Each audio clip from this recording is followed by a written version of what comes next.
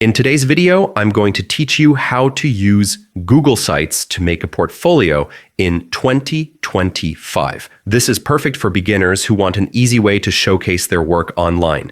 Start by going to sites.google.com and explore the available templates. For a portfolio, choose the portfolio template, which gives you a structured layout designed to highlight your project's skills and professional details. Once selected, click Edit to customize the template.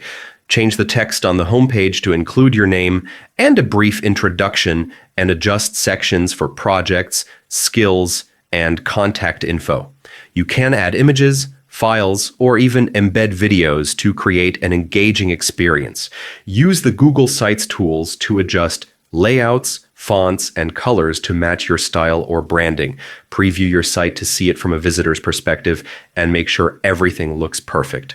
Once satisfied, publish your portfolio and share your professional online presence with the world. Google Sites makes creating a portfolio easy, even for beginners. In today's